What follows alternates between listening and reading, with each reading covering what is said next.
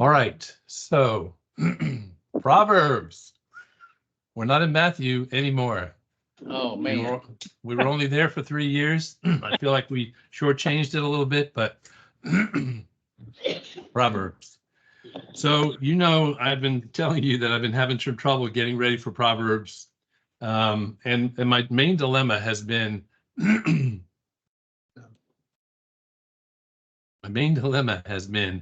as I looked at other folks who have taught Proverbs before, 90% of those folks have taught it thematically, right? Here's stuff about marriage. Let's talk about that. Here's stuff about laziness. Let's talk about that.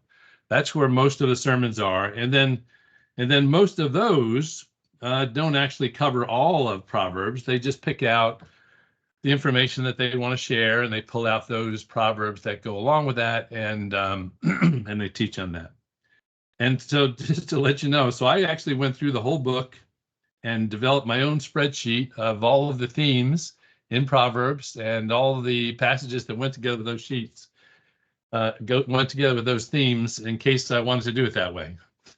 So maybe you have guessed I've decided not to do that. We are going to go through it verse by verse because that's the name of our group, right? So we have to do that. No, because I really, as I studied it more, there are patterns that we need to understand. There are connected tissue between different pieces of it that, unless you actually go through it all together, you're going to miss. And so I didn't want us to miss those pieces. And so I did find a good reference. I'll just show it to you here. This is the one I'm using. It's called Proverbs. And these are the authors, Bruce Walke and Ivan, whatever his name is. Anyway, this book was actually recommended to me by Zach, who always does good for me relative to recommendations. And so it's the one I'm going to be using as my primary source, just so in case you're curious. If you wanted to buy it, it's pretty dense. I'll just say that. As far as trying to understand the book, I got to read the thing 2-3 times to understand what he's even saying before I can present something here. So, all right. So Proverbs. Let's start off. So today's lesson is going to be an introduction lesson. So it's going to be more thematic. It's not going to be. If we get to it, I actually do have verses 1 through 7 kind of worked out as verse by verse, but we may or may not get to that today. So I did want to just talk kind of about some general things about Proverbs, because there's a lot of misinterpretation about Proverbs. Because we have gone in and taken a verse here and taken another verse there, people have some assumptions about Proverbs that are wrong, and we need to clarify those things before we get started.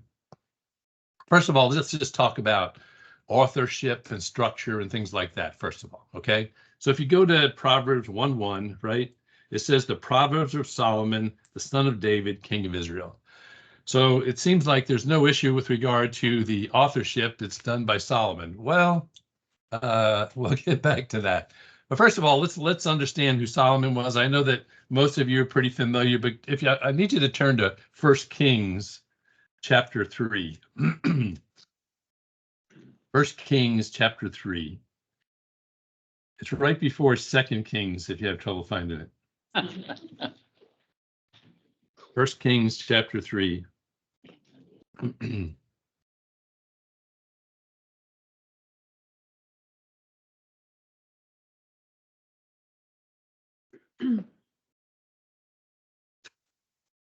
I do want to read verse 1 for something I'm going to look at later, but I want you to, while we're here, I wanted to see this. In chapter 3, verse 1, it says, "Now Solomon made a treaty with the Pharaoh, king of Egypt, and married Pharaoh's daughter.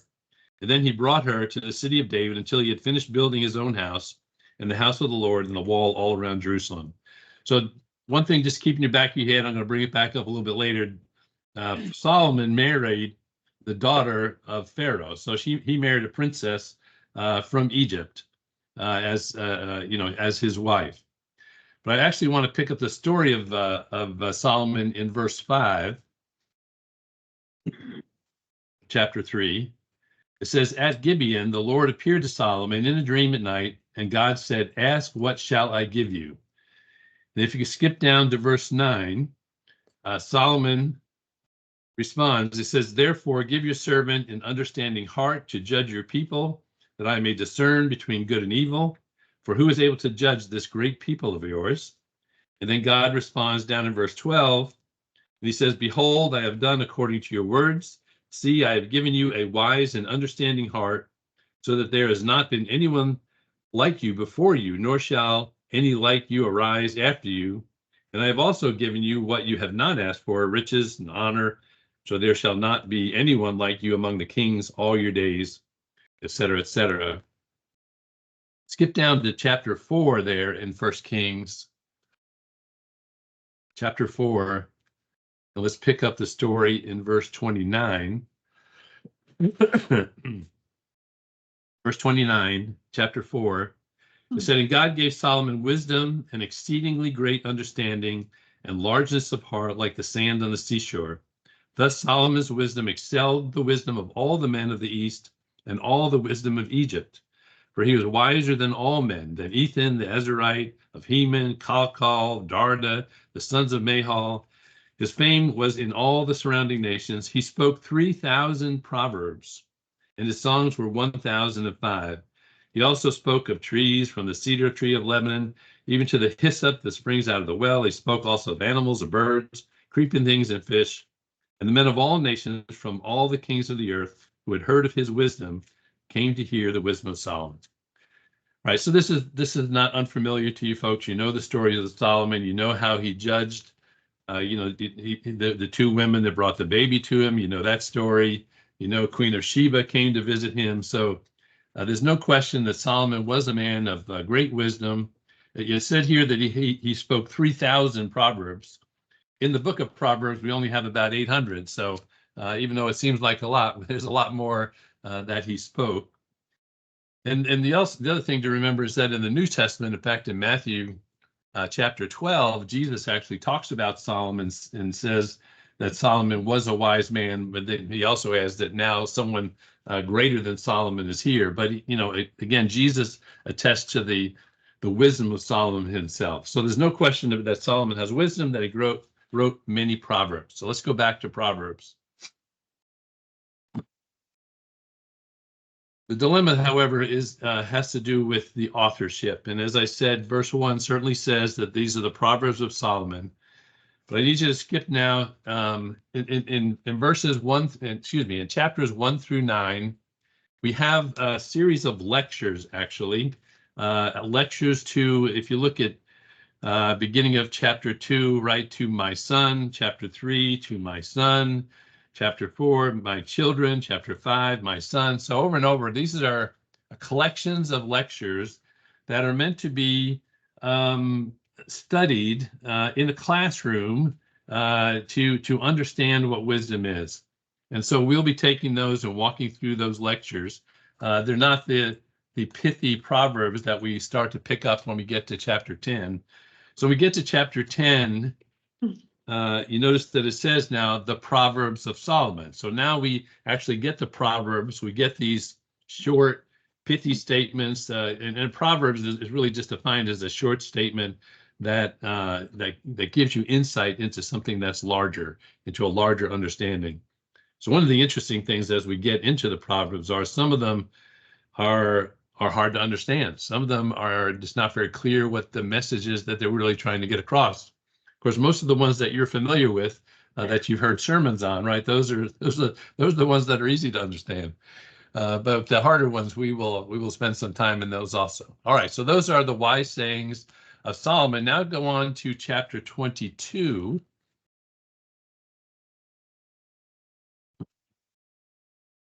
Chapter 22, actually at verse 17. It says this, it says, incline your ear and hear the words of the wise and apply your heart to my knowledge. So at this point, at chapter 22, verse 17, we pick up a separate section of wise sayings, may or may not be from Solomon. In fact, this particular grouping that we have here that goes through chapter 24, that go through chapter 24, are very reminiscent of Egyptian wise sayings that are collected historically. We have books of Egyptian wise sayings, and if you look at these from 22:17 through the end of 24, some of these are very similar to that. Now, as I mentioned when we first started, Solomon was married to a princess from Egypt, so there's no doubt that he was familiar with Egyptian wisdom. And so it's not surprising that as this book of Proverbs is brought together, that some of that wisdom is brought into the book also. Again, we'll talk more about that a little bit later, but that's the next thing you need to understand. Now go to chapter 25. Chapter 25 says, these are also Proverbs of Solomon, which the men of Hezekiah, king of Judah, copied. So here now we have some more of Solomon's Proverbs that were pulled together or copied or compiled by the scribes of King Hezekiah, right? And then finally, in chapter 30, it says, the words of Agur, the son of Jekah, his utterance, this man declared to Ithiel and Ucal, and then we have another series of Proverbs. So here we have a series of Proverbs that apparently were written by Agur, the son of Jekah. And by the way, we have no idea who that is. There's no other reference to them in the Bible. But this is a collection of Proverbs that Agur wrote down and is collected here as chapter 30. And then finally, when we get to chapter 31 begins with the words of King Lemuel, the utterance which his mother taught him. So here, chapter 31 is actually a proverb from King Lemuel. Again, we're not sure exactly who King Lemuel is. There's some conjecture by various people, but it could be another king that utilized this name here. But the point is that this part of the book of Proverbs is actually written by King Lemuel. So the question then, who is the author of Proverbs? Well, there were several, right? There were several. Solomon certainly is a major author. Then there are other wise sayings. Then there are Agur's prophecies. There are Lemuel's prophecies. And then there's collections of prophecies that are pulled together by Hezekiah's men. Who actually pulled all of this together? Probably it wasn't Solomon, right? It probably was somebody after Solomon who pulled together his words, pulled together these other writings from these other people and put it into the book that we call Proverbs. Probably some scribe in the kingdom at that point. So I'm hoping you don't have any particular problem with the authorship. I think that the point is we're going to get to why the Proverbs are even in here, but the authorship is varied. I would say that. Any questions on that? Are you okay? All right. Go back for a minute and look at Proverbs chapter 1. I just want to read through 1 through 7. So 1 through 7 is a prologue, if you will, even to the first section being the first 9 chapters. Verses 1 through 7 is kind of a prologue or introduction to those 9 chapters and frankly into the whole book itself. So let's just read verses 1 through 7 just to give you a picture. It says, the Proverbs of Solomon, the son of David, king of Israel, to know wisdom and instruction, to perceive the words of understanding, to receive the instruction of wisdom, justice, judgment, and equity, to give prudence to the simple, to the young men knowledge and discretion. A wise man will hear and increase learning. A man of understanding will attain wise counsel. To understand a proverb and an enigma, the words of the wise and their riddles. The fear of the Lord is the beginning of knowledge, but fools despise wisdom and instruction. So all I want to say right up front is Proverbs is about wisdom. Okay, maybe that's obvious to you all, but Proverbs is about wisdom. It's about learning wisdom. It's about understanding wisdom. So we need to take a few minutes to talk about wisdom and what it is, what it's not, and how do we understand it. So first of all, let's talk about why is it important to understand wisdom. And I just want to look at a couple of sections here in Proverbs that talk about the importance of wisdom so you get a feel for it. So go to chapter 2. Chapter 2, I'm just going to read for you first few verses there. It says, "My son, if you receive my words and treasure my commands within you, so that you incline your ear to wisdom and apply your heart to understanding. Yes, if you cry out for discernment, lift off your voice for understanding. If you seek her as silver, search for her as hidden treasures, then you will understand the fear of the Lord and find the knowledge of God. The Lord gives wisdom. From his mouth comes knowledge and understanding. He stores up sound wisdom for the upright. He's a shield to those who walk uprightly. He guards the path of justice. He preserves the way of his saints. Then you will understand righteousness and justice, equity, and every good path." There's a lot in there as far as why we should, the fear of the Lord, knowledge of God, guarding your path, right? Preserving your way, understanding righteousness, understanding justice, understanding equity. These days, that's a word that we need to understand, right? And understanding what the good path is. Go to chapter 3. Chapter 3, look at verse 13, right? "Happy is the man who finds wisdom, a man who gains understanding. For her proceeds are better than the profits of silver, her gain than fine gold. She's more precious than rubies, and all the things you may desire cannot compare to her." Wisdom is greater, right, than silver, fine gold, rubies, and anything else that you may desire. Look at verse 21, chapter 3. "My son, let them not depart from your eyes. Keep sound wisdom and discretion, so they will be a life to your soul, grace to your neck. They will walk safely in your way, and your foot will not stumble. When you lie down, you will not be afraid. Yes, you will lie down, and your sleep will be sweet. Do not be afraid of sudden terror nor trouble from the wicked when it comes, for the Lord will give you confidence and will keep your foot from being caught." Go to chapter 4. Chapter 4, verse 5. "Get wisdom, get understanding. Do not forget nor turn away from the words of my mouth. Do not forsake her. She will preserve you. Love her. She will keep you. Wisdom is the principal thing. Therefore, get wisdom. In all you're getting, get understanding. Exalt her. She will promote you. She will bring you honor when you embrace her. She will place on your head an ornament of grace, a crown of glory. She will deliver to you." Then finally, I want you to go to chapter 8. We're going to actually spend a little bit of time in chapter 8, which seems a little backwards, but what we're going to do. Chapter 8, verse 10. It says, "Receive my instruction and not silver, and a knowledge rather than choice gold, for wisdom is better than rubies, and all the things one may desire cannot be compared with her."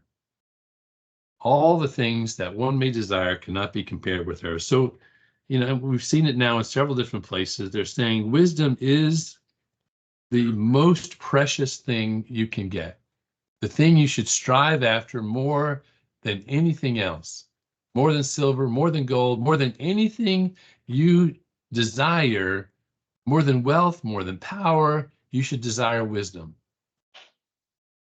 So I hope that, yeah, go ahead. There just jumped out at me. There's a reference, seems to be a feminine reference. We're going to come back to that, Tom. We're going to come back to that. Yeah, that's an important point. No, thank you for putting it out. We're going to come back. That's it. That's important. But let me hold it for a minute. So, critically important is us understanding and gaining wisdom. All right. And I think it's more important than, frankly, we as today's Christians pay attention to and recognize. All right. We understand that God wants us to be good, wants us to be obedient. I don't think we recognize strongly enough that he also wants us to be wise. He wants us to be wise. All right. So let's talk a bit about, well, what is wisdom? Okay. And if we look here again in chapter 12, I'm just going to, and we saw some of these same words in other places, but I just want to pull them out here. Go down to verse 12. It says, I, wisdom, dwell with prudence and find out knowledge and discretion. What I just chapter? want- Chapter 8. Chapter 8. I'm sorry. I'm still in chapter 8. I'm sorry. Oh, Chapter 8, verse 12. I dwell with prudence. Now, prudence is a funny word. And if you go back to, again, go back to the original Hebrew here, the word means shrewdness, craftiness. It's the ability to see little distinctions. If you think of Sherlock Holmes, right? He goes into a room and he sees things we don't see, right? He picks up on points we don't pick up on. That's what this word means. Prudence. It's that seeing distinctions, seeing how things really are that we're not paying attention to. So that's the first word. The second word is it says, and find out knowledge and discretion. Knowledge and discretion. Let me keep reading. The fear of the Lord is to hate evil, pride and arrogance in the evil way, and the perverse mouth I hate. Counsel is mine, and sound wisdom. I am understanding. I have strength. So the other word I just want to pull up is the word understanding, or some of you just maybe translated as insight. Okay, it's discernment. You saw that word in there also. Discretion, discernment, knowledge. We're going to talk a lot about all these words when we get back to chapter 1. But the point is here, he wants you to have insight or understanding, which really means knowing how things really work. Okay? So it's knowing how things really are and how things work, how the world works, how stuff happens. And then you'll notice the next thing it says in verse 15, by me kings reign, rulers decree, and by me, by the way, by wisdom, kings reign, rulers decree justice, by me princes rule, nobles and all of the judges of the earth. I love those who love me, and those who seek me diligently will find me, riches and honor, etc., etc. So the third piece of this, I think, is, so the first one is they know how things really are. They know how things really work, and they know what they should do about it. Kings rule, princes rule, nobles rule, judges judge. They know what to do about it. So another way to think about wisdom is it's becoming competent in the realities of life. It's becoming competent in the stuff of this world. It's the ability to make the best decisions, and that's an important word, the ability to make the best decisions in life circumstances, in the stuff that hits you. Here's the thing. Whatever you think the rules of life are, whatever you think the Christian rules are, they don't actually address most of the situations you actually face, right? They don't address the practical rules, like who should I marry? Should I take this job or not? Should I confront that person or not? Right? The practical realities of life are not, there's not rules for them. Yes, I should do this. No, I should do that. So it's the ability to do the right things, even when the rules do not apply. I'm giving you a bunch of different definitions just to give you the breadth of this word. The one that I like the most is seeing things from God's perspective. Seeing things from God's perspective. Now, I got to say, it's not just ethics. It's not just morality, right? It's not just talent or intellect. It's not the same as moral goodness. Wisdom is more than moral goodness. Let me give you an example. If you want to help a family that's poor get out of poverty, that's morally a really good thing. But to know how to do it requires wisdom. Otherwise, you may just mess things up, right? You might mess up that family, and you might mess up yourself by trying to help them get out of poverty. Wanting to do it, is great morally, but knowing how to do it is wisdom. Okay? And I would even throw in, just because you might even know how to do it, but the response for those, for wanting to try to do something, they may not follow your wisdom or follow your suggestions, so that makes your responses even more twisted. Yeah, knowing when to do it, knowing how to do it, knowing the right methodology to do that, all that is wrapped up in wisdom. Okay? Now, so I'll just let you sit on that for a while. You probably need to come up with your own definition of wisdom. And as we go through, frankly, these first 9 chapters, you're going to get a lot more insight into what wisdom is. But I want to talk to you also about the problems in interpreting Proverbs, the problems that people run into. And I'm going to give you 5 truths about Proverbs. Not yet, but I'm going to give you 5 truths about Proverbs in a minute. First of all, I want to read, I'm still in chapter 8. I want to read to you verses 22 to 31. And I want to remind you again, well, let me read them first and then I'll remind you. Verse 22 says, the Lord possessed me at the beginning of his way. Now, me is wisdom. Wisdom is talking here. As we introduced it back in verse 12. The Lord possessed me at the beginning of his way, before his works of old. I have been established from everlasting, from beginning, before there ever was earth. When there were no depths, I was brought forth. When there was no fountains abounding with water, before the mountains were settled, before the hills, I was brought forth. While as yet he had not made the earth or the fields or the primal dust of the world, when he prepared the heavens, I was there. When he drew a circle on the face of the deep, when he established the clouds above, when he strengthened the fountain of the deep, when he assigned the sea its limit, so that the waters would not transgress his command, when he marked out the foundations of the earth, then I was beside him as a master craftsman, and I was daily his delight, rejoicing always before him, rejoicing in his inhabited world, and my delight was with the sons of men. So the first things I want to say here is, this is saying that when God created the world, he did it with wisdom. It was a wise creation. The creation was based upon wisdom. It was based upon order.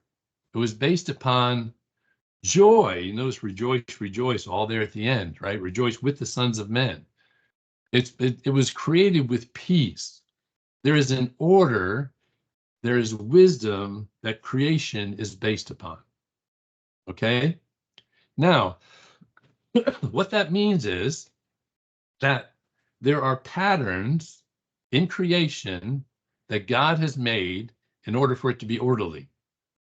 And wisdom is living according to those patterns in the creation. Let me give you one example. In the physical creation, there's rules like aerodynamics, right? That says if you want to fly a plane, it's got to have a certain lift, certain drag, certain wings, etc., right? You got to obey the laws of aerodynamics if you want to fly. Now, if you don't obey the laws of aerodynamics, you crash, right? There's a pattern in creation for flying. And what I want to expand your brain to get is there are patterns in God's creations for everything. There are patterns in God's creations for relationships. There's patterns in God's creation for our spiritual life. God has created patterns in creation, and if we go against those patterns, Proverbs calls that foolishness. And if you go with those patterns, Proverbs calls that wisdom. Going against those patterns leads to breakdown. Staying with those patterns leads to wisdom. Now's when I contradict myself. Proverbs gives us these patterns. Proverbs gives us these, another word I would say is the word principles, right? It gives us these principles of life, these patterns of life. Proverbs is only one of the wisdom literature in the Bible, right? There are other wisdom literature. In particular, there's a wisdom literature called Job. Now, you remember Job. He follows all the patterns of Proverbs, and he ends up in big trouble, right? He loses his family, he loses his livelihood, he ends up losing his health, right? And then you have his wonderful friends who come to him and tell, well, obviously you have messed up, you have not obeyed the rules. If you had obeyed the rules, everything would have been okay, et cetera, et cetera. So what we have here is a balance in the wisdom literature between here are the principles, here are the rules, but oh, by the way, sometimes the rules don't work out. All right, so now to my 5 truths about Proverbs. Number 1 is there are patterns, okay? God wants us to learn, understand, and follow these patterns. Proverbs gives us insight into those patterns and principles. Proverbs are principles. If I can drill one thing in your head, that is very important. Proverbs are principles, and I'll tell you why that's important in a minute. All right, truth number 2, the world is fallen. People are fallen. Satan is the ruler of this world. So the patterns can get messed up by sin.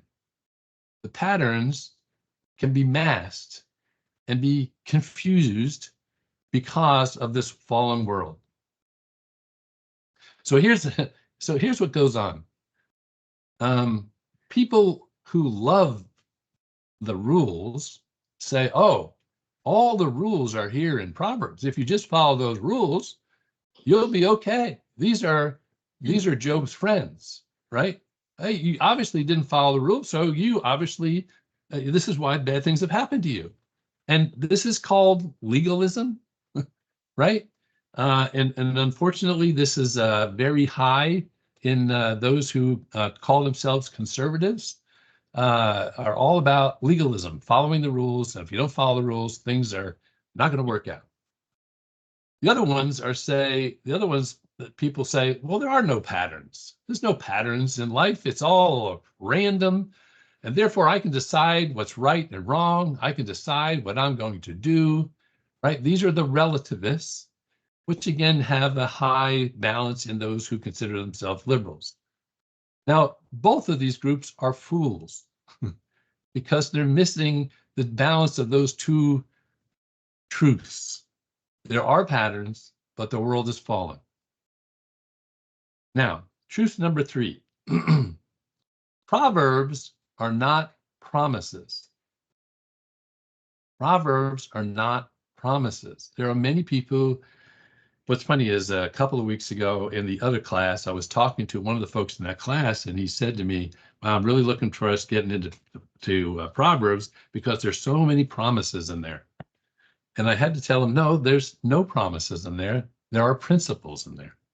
Now, here's let me give you the example, the key example. You know it in Proverbs 22:6, it says, train up a child in the way he will go.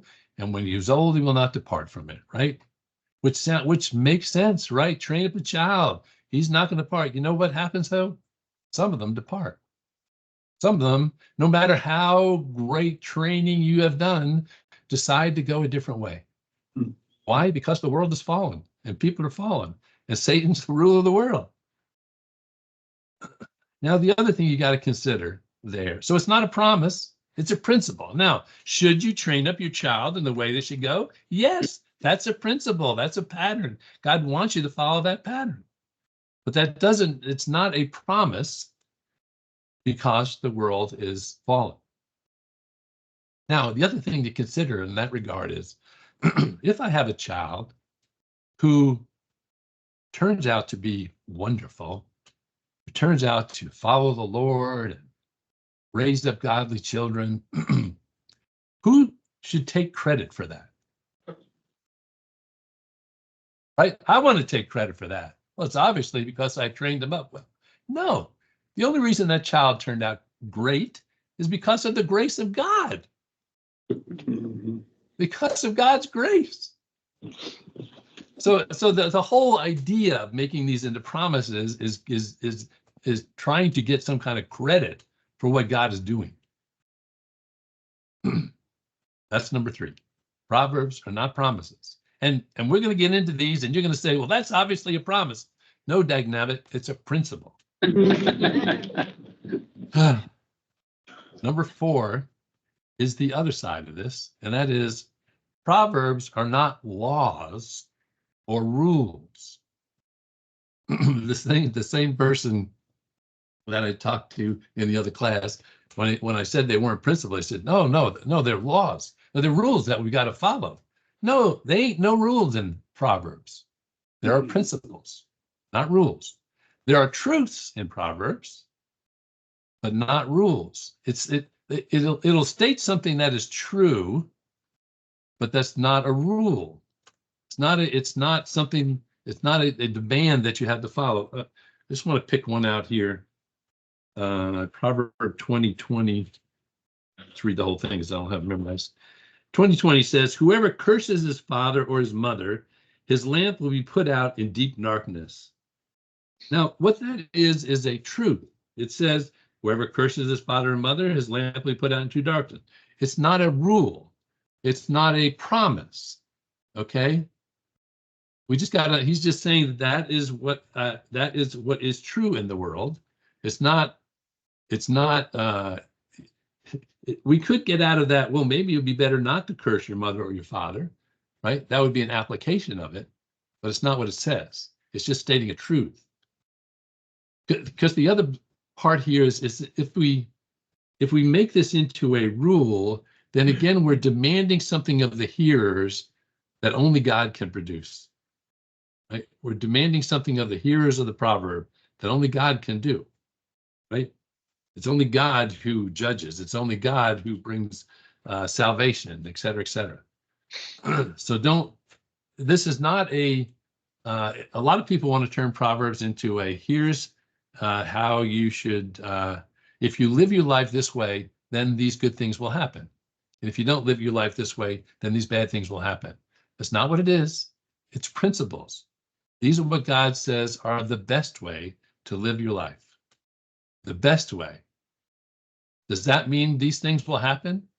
Most of the time. However, Satan's alive, the world is fallen, people are fallen.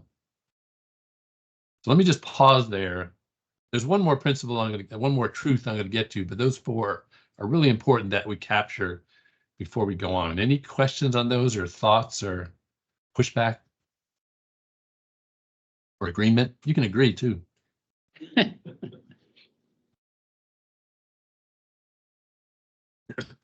I'm just telling you that later on you're going to yell at me about these things. No, that's a promise. No, that's a law. They're all principles. All right. As who was it? Oh, Tom. As Tom said earlier, wisdom here is. I'm moving on now. Wisdom here is personified as a person, and in particular, a woman, right? One of the reasons is, as I said, as we went through chapters 1 through 9, these things are written to my son, my son, my son, my son. They're trying to make wisdom attractive to the sons, and so they personify wisdom as a woman. And so that they want the writer wants the reader to have a love affair with wisdom. Now let me just show you that. Go to chapter 4, verse 6. Chapter 4, verse 6. It says, "Do not forsake her," talking about wisdom. "She will preserve you. Love her. She will keep you. Wisdom is the principal thing. Therefore, get wisdom, and all you're getting, get understanding. Exalt her. She will promote you. She will bring you honor. She will embrace you. She will place in your hand an ornament of grace, the crown of glory," etc. But what does it say? Love her. and she will keep you. Go to chapter 8 again, where we were a little bit ago. We saw this there also in verse 17, right? I love those who love me. This is wisdom speaking. I love those who love me, and those who seek me diligently will find me. Riches and honor are with me, enduring riches. My fruit is better than gold, yes, fine gold. My revenue than choice silver. I traverse the way of righteousness in the midst of the path of justice, that I may cause those who love me to inherit wealth, that I may fill their treasures. So let me just pause here and say, the writer of Proverbs, the writers of Proverbs want you to have a love relationship with wisdom. You've got to love wisdom in order to get wisdom. Now, now I'm going to make a big jump, and I'm going to see if you can follow me. What if Proverbs is not just poetry? What if wisdom actually is a person? You know where I'm going? Nobody yet? Go to the Gospel of John.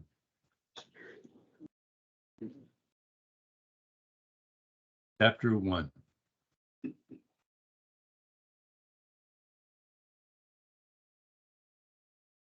If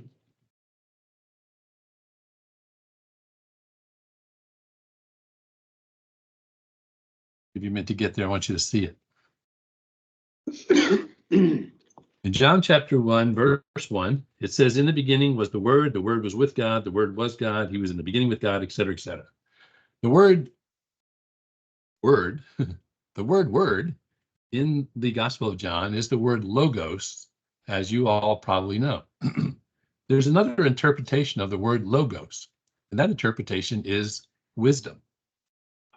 Okay, it would be not any problem if we were to translate this as in the beginning was wisdom, and the wisdom was with God, and the wisdom was God. He was in the beginning with God. All things were made through him, and without him was nothing made that was made. In him was life, and the life of the light of men. The light shines in the darkness did not comprehend it, etc., etc. You noticed, some of you noticed when we were reading back in Proverbs chapter 8, it talked about, right, that wisdom was there in the beginning when God created. He was close by. And I mentioned at the time that was all about him creating the creation with wisdom, with order. But what if that wisdom is actually Jesus himself, right? That wisdom is Jesus. Wisdom is Jesus. Turn to Luke chapter 11. I just want to show you some other places that will encourage this thinking. Luke chapter 11, verse 49. Jesus is speaking here, and he says, therefore the wisdom of God also said, I will send them prophets and apostles, and some of them will kill and persecute. It's a very interesting statement. It says the wisdom of God said, right? The wisdom of God said, and this quote here is actually a quote that Jesus said earlier, right? I will send them prophets and apostles, and some of them will kill and persecute. So he's quoting, the wisdom of God is quoting Jesus. And he's saying the wisdom of God actually said that, right? That's not so good. Go to 1 Corinthians.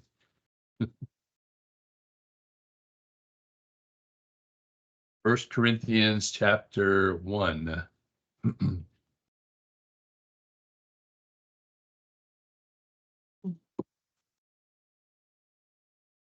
Corinthians chapter 1, verse 24.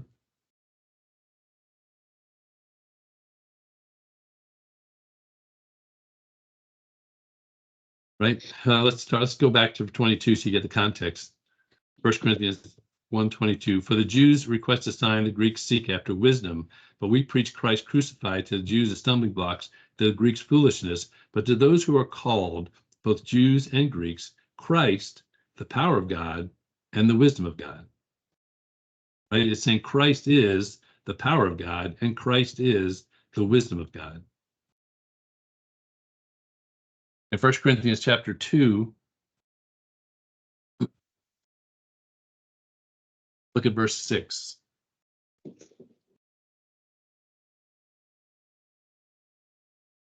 1 Corinthians chapter 2, verse 6 says, however, we speak wisdom among those who are mature, yet not wisdom of this age, nor the rulers of this age who are coming to nothing, but we speak the wisdom of God in a mystery, the hidden wisdom which God ordained before the ages for our glory, which none of the rulers of this age knew, for had they known, they would have crucified the Lord of glory. But it is written, eyes not seen, ear heard, enter into the heart of men the things which God has prepared for those who love him.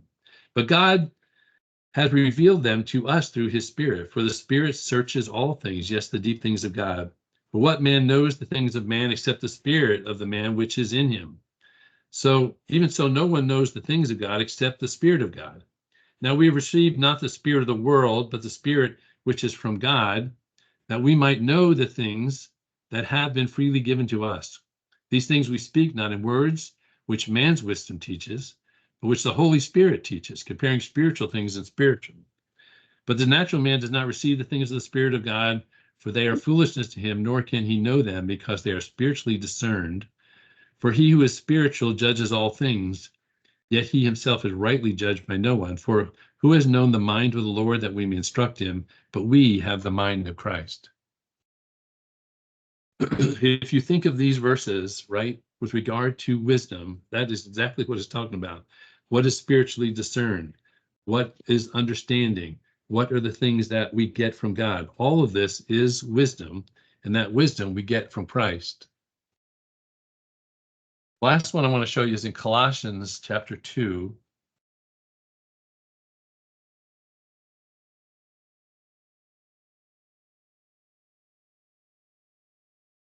It's a little book right after Philippians. Colossians chapter 2.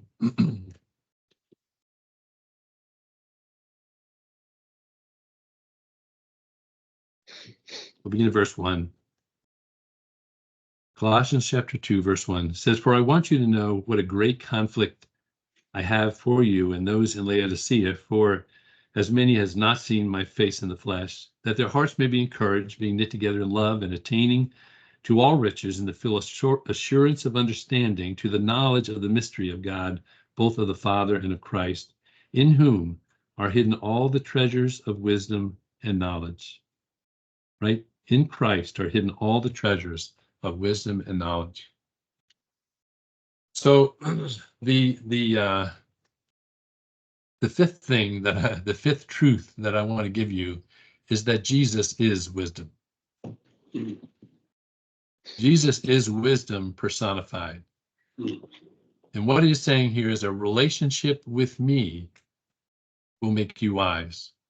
A relationship with wisdom, a loving relationship with Jesus, a loving relationship with wisdom is required for you to become wise. Living for me, learning from me is the same as living from wisdom. I mean, living for wisdom, learning from wisdom, right?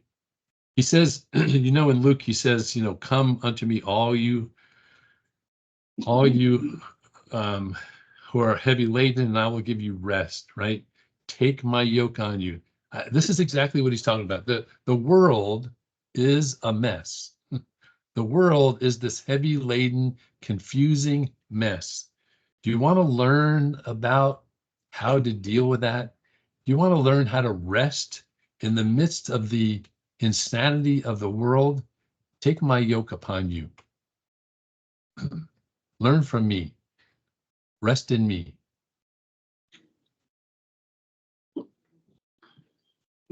Hey, Rich. Yeah.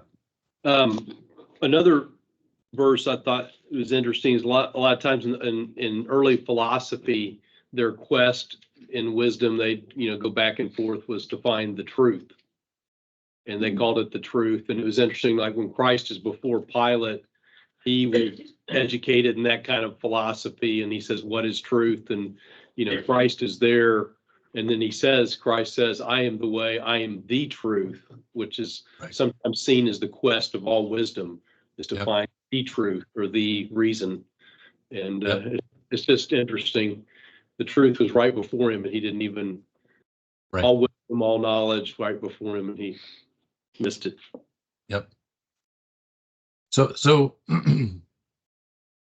let me add this one little piece here. Wisdom is given to us, right? In the person of Jesus. Jesus is given to us, which is the ultimate argument for the existence of God, right? Because God reveals himself through Jesus. So if we learn about Jesus, then we will learn about how to be wise about God. We'll learn about God's wisdom. It's interesting, right? When God wanted to tell us about how to live in this life and how to be successful in this life, he didn't just shout from heaven. Instead, he sent wisdom to us in the form of Jesus. He said, follow him, learn from him, put his yoke on you. He sent wisdom to us in a person. The other thing is, he sent them and he said, here is the wise way, and I have come to live that life for you because you can't. The amazing thing about Christianity is that it heals both superiority and inferiority, right? Because we've got to realize that we deserve death. That's what we actually deserve. So if you're so superior, what the Bible says over and over is that we deserve death in our sin. But Jesus died in our place. Why? He does that because we're worth it. And he's glad to do that. So that if you have an inferiority complex, wow, Jesus died because you're worth it. You didn't deserve it, but you're worth it. It's amazing. The other thing I would say is this wisdom is with us so that we can understand stuff in this world, right? Jesus died and was resurrected. When he died, the disciples like, it's over, I don't understand, blah, blah, blah, blah, blah. When he was resurrected, their lives are completely changed. So the same thing is true in our lives. We can't always see what God's doing, but we can depend on him to do what's right. We can't always see what he's doing, but we can depend on him because he is with us and he's doing it for us. So all that to, as we get into the details of Proverbs, verse by verse by verse, you got to remember these 5 things, okay? You got to remember there's a pattern. God has set up patterns in this world for us to follow, and those are principles, and he gives us the Proverbs to understand those principles. At the same time, the world's fallen, and so if you take those things too far, you're going to get yourself in trouble with legalism. If you don't take them far enough, you're going to get into trouble with relativism. There's no patterns. I can do whatever I want, blah, blah. Again, both of those are fools. Proverbs are not promises. They're not. They're principles. And Proverbs are not rules or laws, but rather they're truths, stating something that's true. And then finally, wisdom is Jesus. So when we go through this and it talks about wisdom, I need you to be making that connection in your brain, right? That this is Jesus. And and all wisdom is embodied in him.